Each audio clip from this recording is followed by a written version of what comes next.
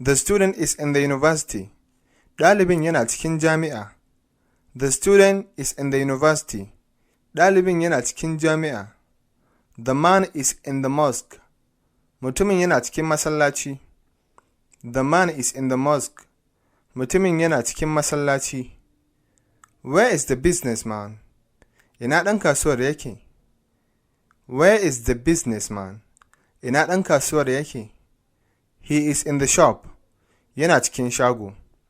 He is in the shop. Yana cikin shago. The pen is on the table. Alƙalamin yana kan tebur. The pen is on the table. Alƙalamin yana kan tebur. Where is Zainab? Ina Zainab take? Where is Zainab?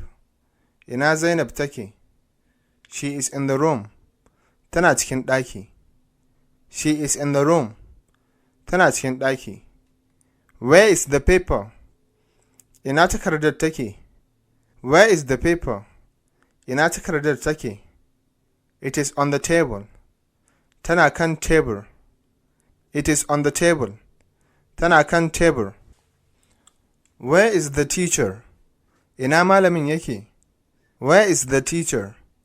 Ina malamin yake? He is in the class. Yana cikin aji. He is in the class. Yana cikin aji. Where is Yasir?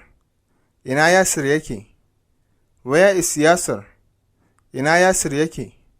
He is in the restroom. Yana cikin banɗaki. He is in the restroom. Yana cikin banɗaki. The sun and the moon are in the sky. Rana da wata suna cikin sararin samaniya. The sun and the moon are in the sky. Rana da wata suna cikin sararin samaniya. Who is in the class? Wane ne a cikin ajin? Who is in the class? Wane ne a cikin ajin?